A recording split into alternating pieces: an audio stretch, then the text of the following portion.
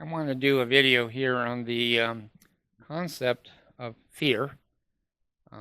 It's a fascinating concept to me of fear that is so ingrained. It's so much of us as creatures. Our containers are constantly notifying us that we need to breathe, we need to eat, we need to sleep, we need to go to the bathroom, eliminate.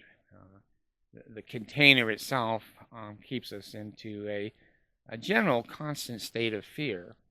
I'm not sure why it was designed that way, but I do know some principles that make me more comfortable, make me more comfortable. I have learned this principle in my life that I used to fear all the time. My gosh, I feared if I would have enough food. I feared if I would be healthy. I feared, my wife would leave me, my kids would hate me. The church obviously always hated me, but I lived my life pretty much, I think, as most humans, in constant fear. Fear that I won't have enough, fear that I'll get fired, fear that I won't have a job, fear that my car will break down, fear that I can't pay the utilities. Boy, I don't know.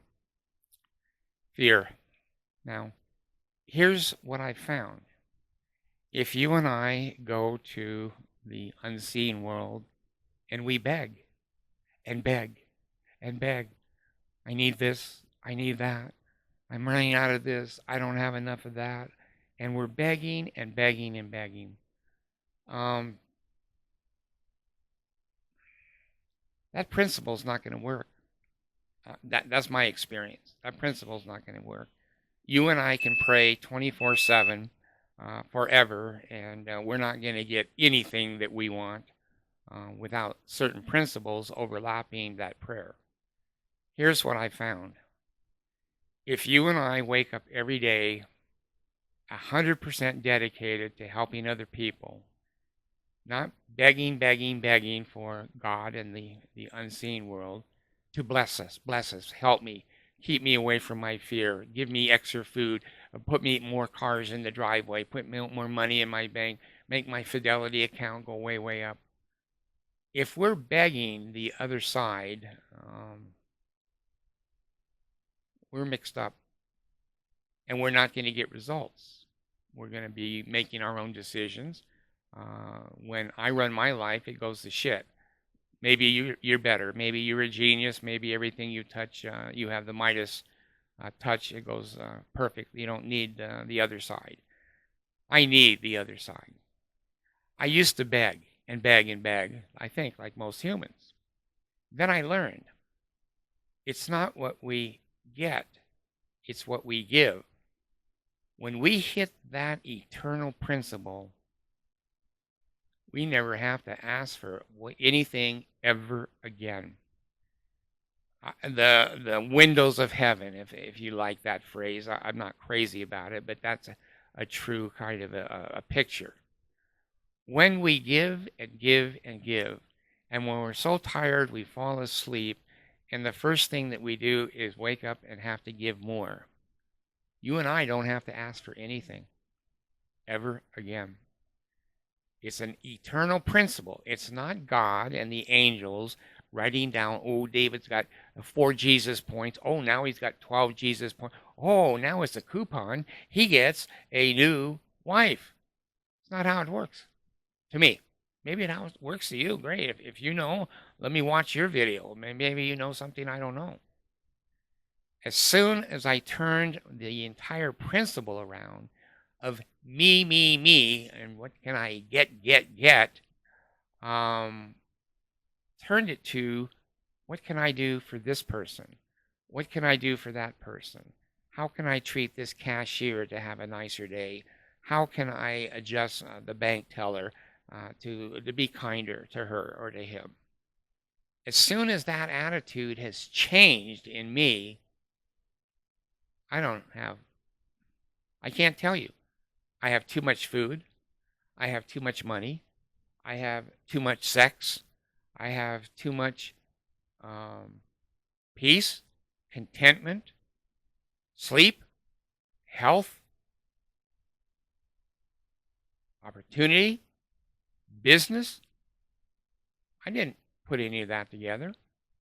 I just turned my life around and said, how can I help? Maybe get on a video, maybe help somebody with this principle, that principle, and spend every day all my life now trying to give. I've hit on the lottery, the spiritual lottery. That should be the name of this video, if I can remember when I post it. The spiritual lottery is when you throw your ticket in to giving, you're going to win the lottery. The eternal principles, not God, he's not going to take a little note, and the angels, like I said, are not taking notes. It is a eternal principle that's automatic. There's no decision on the other side. It's automatic.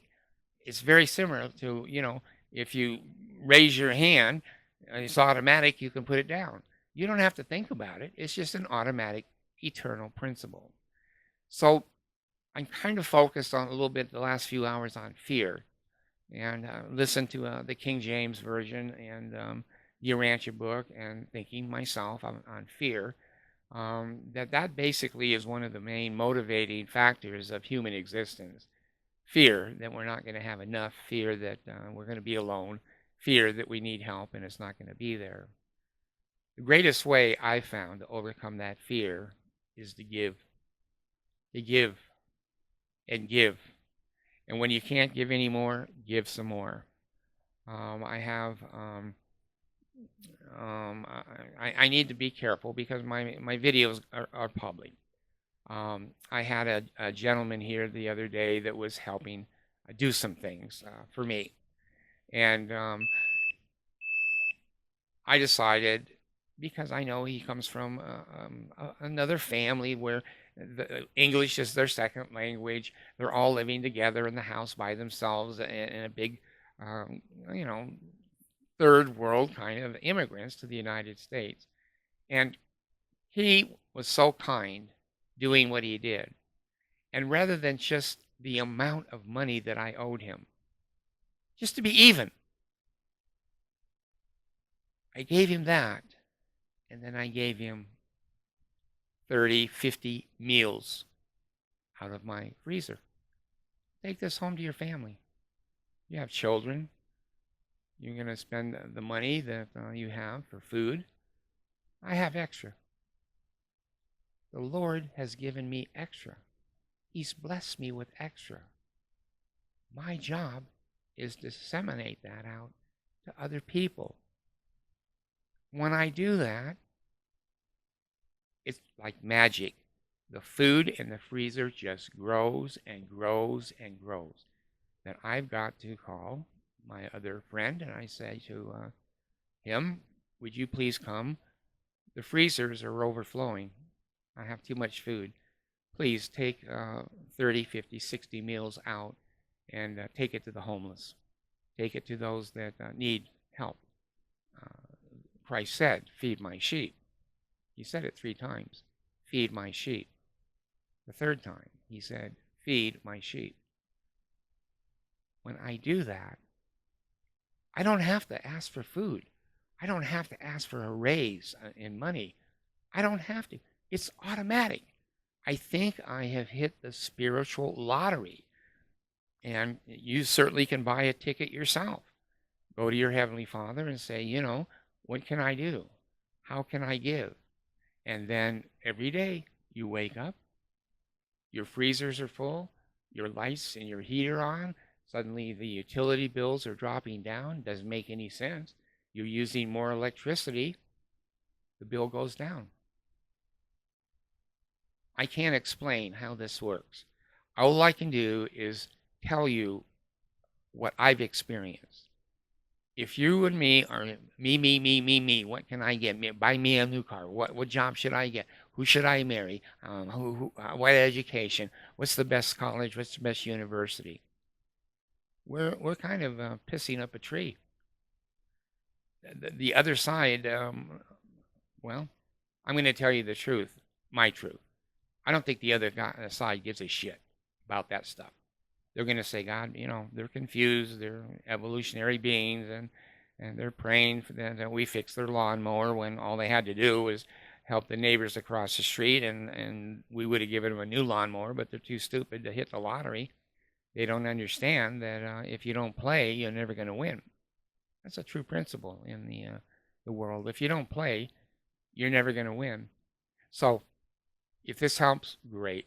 I have found that when I focus on how much I can give, I cannot give enough. The quicker I give it, the quicker it returns. In a principle, automatic. It's not God going, oh, look at David. Oh, he's doing this. Give him this. It's automatic.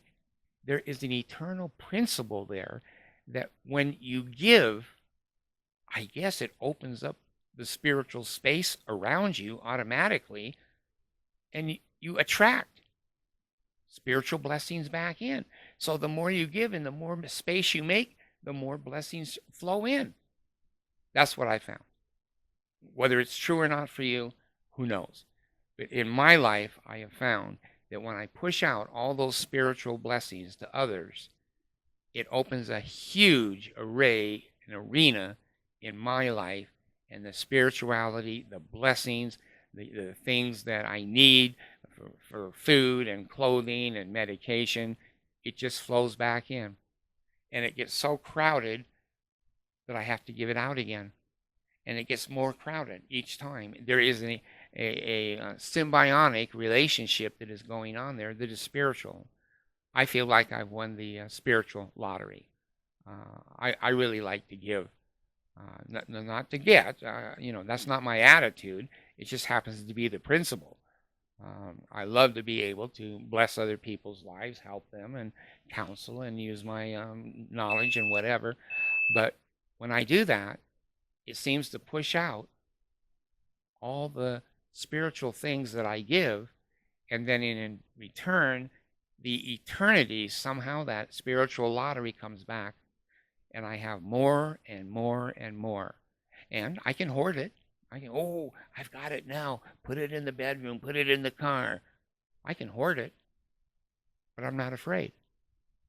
I know the principle is eternal. I know that it works. I'm going to give it out again. It'll flow back again. I've seen this give and take spiritual lottery work. And it's consistent. It's reliable. It's, I think, an eternal principle. So I'm going to continue to do that. I'm going to live that way. The Sermon on the Mount and the principles that Christ left down here for you and I to evolve and to perfect ourselves. There is a principle that the more you love, the more love comes to you. The more you give, that giving comes back. The more food you give away, the more food flows back to you. So if that's helpful, great. If it's not helpful, I didn't waste my time because it is interesting to me. Thanks.